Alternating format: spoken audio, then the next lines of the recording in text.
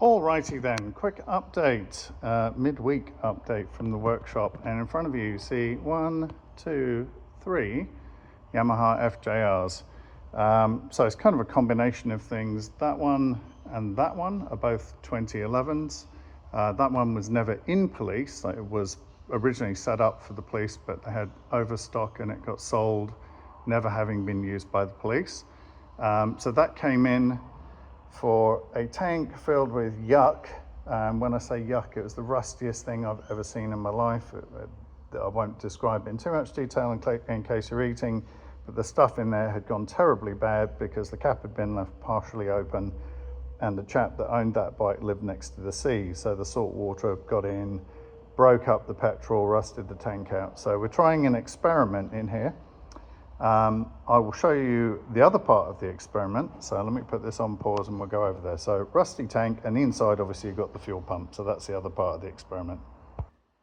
So what you see in front of you is the fuel pump, float mechanism, the housing, and the actual sort of fuel pump housing, the fuel pump itself, the float mechanism sender, if you will, that actually tells how full the tank is. So this little float literally floats up and down.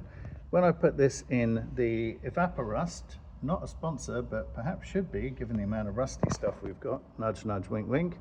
When I put that stuff in there, it was crusty. It looked like that. So that's the actual fuel filter. So that's the piece that fits on the end there and stops particulate matter floating into the tank and clogging your fuel system up.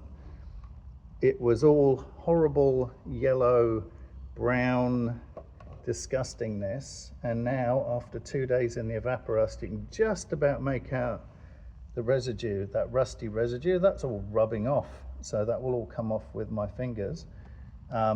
Obviously we have to test this to make sure it works, and I've pulled it into its component parts. We'll check the O-rings and we'll check the electrical connections, but this plastic housing was terrible, and I do mean terrible. But what was even more surprising was the float mechanism itself. This guy was completely rusted 2 days ago, and when I say completely, you couldn't make out anything on there. All of the connections were rusted. This whole housing was just covered in brown yuck, and now, as you can see, it's absolutely pristine. Even the wire terminals, so if I go to the end here, these were appalling if the camera focuses, and now they're clean. So very, very impressed. It's my first time using this. The most impressive part, I have to say, was the fuel pump, because that was absolutely awful. I've never seen anything as rusty. You can probably make out the residual rust there that's just scaling off of my thumbnail. The whole of the exterior, this is a metal housing, was just covered with this rust, and it was so thick, this part lives inside that hole there. It was so thick that you couldn't actually get the fuel pump out. It almost welded itself to the plastic. So not that I'm considering using this fuel pump, you understand, but as an experiment, I mean, you couldn't make out that there were even terminals in there 2 days ago, or indeed that there's a little purge valve on the top of that. So pretty impressive stuff. Like I say, 2 days ago, you'd think about just throwing the whole thing in the bin. And then my next door neighbor, Jason at Go Further 4x4, said, hey, try that, try Evaporust. And lo and behold, all these plastics have come up. Now, all of this stuff, which is one of the housings inside the filter assembly, that body right there, that was, you couldn't even tell it was plastic. It was just awful. So pretty impressive stuff, I've got to say, folks at Evaporust, who definitely should sponsor me. The interesting part about all of this is that we tried all of the usual techniques, so the white vinegar and bicarbonate of soda in the petrol tank, and it's still horrible. So guess what I've just ordered? 20 litres of that, and that will wash out the inside of the petrol tank, which is obviously white vinegar, and bicarbonate of soda is all non-toxic, biodegradable, which is good, as is this non-toxic, powerful, non-scrubbing, reusable, which really blew me away. So we're going to put 20 litres of that in the horrible tank over there and hope we can bring that one back from the dead. I'll pop you on pause for just a second again. I'll give you the update on the other two Yamahas in the back. All right, an update on this one first. That's the 2008 Yamaha FJR1300. Came in looking a bit rough. So the bodywork is a bit tatty, but mechanically it's an absolute top. Runs like a champ, no issues at all. So as a candidate for restoration, obviously you can see a blue pole light there, so it's passed the test. It looked really good from a mechanical standpoint, not an issue at all. Unfortunately, the wiring harness had been butchered to death, but fortunately we have obviously stock from the original harnesses. So let me show you what we're dealing with, because this is what not to do when you own a bike. So this is the front harness. That guy right there sits across the front of the bike and provides power to the left-hand handlebar control, the right-hand handlebar control, instrument cluster, power to the fuel pump, stuff like that. And if I show you, so this is pretty normal. They've just hacked away at the end where the LEDs connect, or the lights, the front lights connect. I understand that, and that's no problem. It's not the way I'd decommission it, but then again, there you go. This is the bit that runs under the tank. It's redundant for a civilian bike, but you can just leave it under the tank, just like that. This bit you need, that is powering the left and right side, as is that. So that's the actual fuel pump, and you need that connector right there. So you only need those three. On the right side, you need the handlebar control, you need the hazard light. This one's blanked off because it's civilian use, and you need the power connector, the big plug here. In the middle, what you don't need is that mess. So somebody's literally just hacked the harness apart, because all of this would normally be covered, and chopped off. And I do mean chop. I mean, that's, looking at this, that's not graceful, it's not elegant, it wasn't done well. The worst part is we've just got bare wires in there. It's a really appalling way to do anything. So whoever did this, feel some shame. That's not good. That is not good by anybody's standard. You don't have to be a mechanic to look at that and know that that is wrong. Yeah, it's really, really bad. So again, folks, this is what not to do. If you want to decommission a bike, call me, I'll tell you how to do it. There's a very elegant way to do it that requires no chopping at all and very, very little work. But just please don't do that. Anyway, that out of the way. Yes, we'll put that in the pile of shame over here, I think. That out of the way, what we have done is reinstate the correct front harness, and obviously this is just laid in temporarily. But this is what it would have looked like when it was in police service. So you've got connection for LEDs, sirens, so these side marker sirens, right? Side marker LEDs right there. Left and right LED, left and right light isolator switches, which have their own wiring harness. And then the police harness runs up. This is the real non-chopped up version. The police harness piggybacks into the civilian harness at these points. That's for a civilian piece of equipment. And then daisy chains off the back of this. So that's the main fuse with a 30 amp fusible link in there. It then runs across the front of the bike. There's one headlight connection. There's the other headlight connection, and it runs down this side and connects this side of the harness, giving it power. That's the factory part, and you can see that's 08, which is correct. So February of 08, this harness is original to this bike. And what we're looking at here is how the police have modified this. So what they've done is taken the pass switch up here.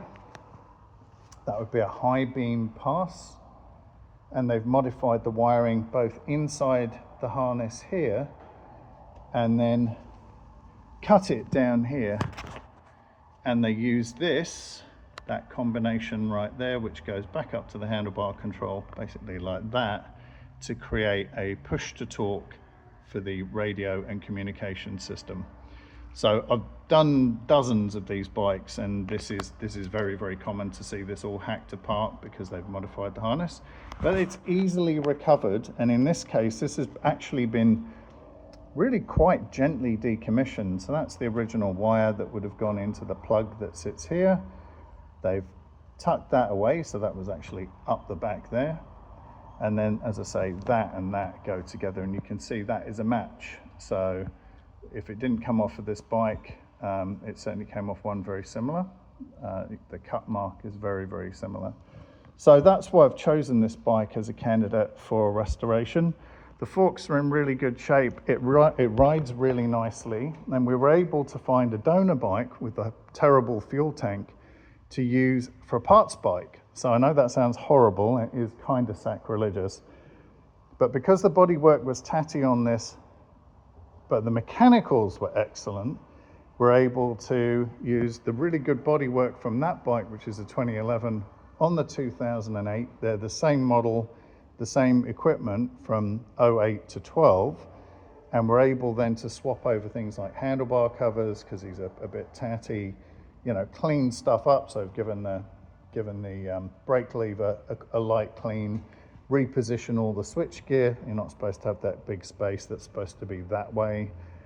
Just generally go through, reinstate the isolator switch cluster on the right, put the microphone mounts and Ballinger speed detection, the digital speedo, which sits right up here, reinstate a nice one of those that we had in stock, and just start laying in the harness. So that's the police harness running up through the frame, runs up under there. Obviously it's not tidy at the moment. We've temporarily routed it here. It does live there, it just sits further down because you don't want it poking up, so sort of like that. It runs around the frame on the right side, comes across to the middle section. This is petrol tank in here. The middle section of the bike has what was a toolbox, and now it has accommodation from this special police wiring harness to have a secondary battery. So that's your positive and negative right there. That secondary battery sits on its side right there, and gets charged by a second regulator rectifier. The main one is under there, and that then plugs into that police harness. So it's a very, very good system. This was put together by AME in Victoria. They've got some really smart folks working for them. The other nice thing about this is it's a plug-in bypass for the lights, so no cutting and snipping. They use factory connectors just to power the rear indicators. That harness runs all the way up there. We've got these outriggers that are fitted for police use, and then we've got a separate isolator inside the box. We have hideaway LEDs here, and they are powered by the same system that does the lights up the front. So we've got a 2-pin there, and we'll be fitting all of this back onto the bike as soon as I figure out what plug goes where, because there's yet one more harness to go in there, believe it or not. We're not quite done, but we've got all the bits, which is really good. So this bike is going to go back together. It was just a general duties bike out of Wollongong, if I can even pronounce it. I believe the police station was Corrimal, so it would have been a highways bike. It wasn't dignitary escort or anything like that, but it's a good rolling workshop. So essentially we get to reinstate all this stuff that was fitted originally, put the correct harnesses in, wire up everything properly, and then when we find a VIP bike, so again 08 to 12 are all identical, we'll find a VIP bike, remove all of this, although it seems horrible to do that, and probably end up selling this one stripped of all the police gear, and send it on down the road to somebody who's looking for a nice reliable bike. And these things will go for 350,000 Ks easily. So this is really nice. A good straight bike, good service history, genuine police bike. We've even got the service tag right down there. I think I pointed it out in a previous video. So they all had that, including the Holden Rodeo that we use for hauling bikes around. The bike next to it is a 2011. That is also traffic management bike that ran out of Everley in Sydney. That is my engine builder and good mate Mark's bike. We found that it was terrible when we got it, and Mark's done a magnificent job restoring that bike. For the moment, we've removed the police equipment to fit it on this, That was only ever just bolt-on pieces. None of the wiring or anything was on there. Will go back on the road as a single seat with the radio box just empty. And then once we've got this all set up, we'll get another complete system, which is that harness over there, which will fit this bike out. So obviously we'll do all the hard yards on this one, and then that one should be an absolute slam dunk. Really nice as well. We've got the original parts, the Federal Signal VAMA, Soundstar, the pole lights, all of that stuff, the red and blues up the front. Really, really nice. So that's going to be really fun, but for the moment, that's just Mark's personal bike. And then finally onto the 2011. Now, the plan is, as I said, we're going to strip the bodywork from this because there's nice bodywork, and put it on this one because I had tatty bodywork. If I can save the tank, which I sincerely hope I can because it's got a fantastically good paint job on it. If I can save that tank, put a new fuel pump in it, and resurrect this bike, we'll send it on down the road, because other than having just basically been exposed to the salt air, we've given it a good cleanup. As you see, it's tidy. It's a really nice bike. It's got a Jivy V47 top box that goes on there, and obviously the matching panniers. These are amazing bikes, and this has got 92,000 Ks on it. So my sincere hope is, because she runs with that tank, which belongs on that bike, so she's a runner, my hope is that we can fit the touring bodywork, we'll refer to the dirty bodywork as the touring bodywork, we can fit it off to that bike, get this one running, and sell this one on down the road to make a bit of space in the workshop, but also, most importantly, to add a really nice touring bike to somebody's collection. So it's got the throttle lock on it already, good battery, there's a moto bat in there, it's got the 2-seat conversion. Ironically, I supplied this 2-seat conversion kit way back in the day, probably 10 years ago now maybe, but I can tell, I know it's my kit, so hooray, whoever installed that. And then we've got a nice touring screen over here, so it's got the wind deflector on top. It's the tall screen that New South Wales Police trialled. They didn't end up adopting it, but that will go on that and truly become a really, really nice touring bike. And it's got current registration on it as well. So yeah, all the way around, a very, very good project. I'm hoping, like I say, that this one comes back from the dead. The tank lives again. We'll give her a service, send her on down the road, and hopefully somebody will purchase this one and have a very nice ride to play with. So there you go, that's the update. It's all Yamaha today. It was all Yamaha for the last couple of days actually. They're lovely bikes to work on, I've got to say. The Japanese bikes just in general, as much as I like the big German bikes because I'm tall, the Japanese bikes as a sports tourer, shaft drive, inline 4, they're just brilliant. They're absolutely brilliant bikes, and they're so much fun to ride.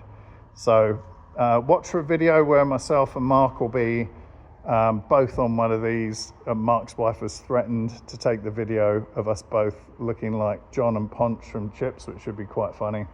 I'll see if we can put the music up without getting a copyright strike. But you got to have a bit of fun doing these, and these are definitely grin factor 9,000. So there you go. Update from the workshop complete. Hope you're all having a magnificent week. We are working on the AV gear as I promised, so there will be more my face in this, and Mark's face, and a few other people as well. That's all work in progress, and it's nearly end of tax year here in Australia, so it's a good time to be doing all of that, changing the format up on the channel. So there you go, that's my update. 3 Yamaha FJRs, 2 are 2011s, 1 2008, and the BMW sulking in the corner, but she's a lovely bike. So there you go. Hopefully next video we'll have a bit more progress made on this one on the left. We'll have some toys working, get the sirens up, get the police lights up, get the digital speedo in. We'll get Mark's bike back together again, radio box, screen, and all that good stuff. And hopefully we'll have that one complete, and I can show you and what she sounds like when she's running. There you go. That's it for me. Have a lovely week. I will catch you in the next video, everybody. Cheers.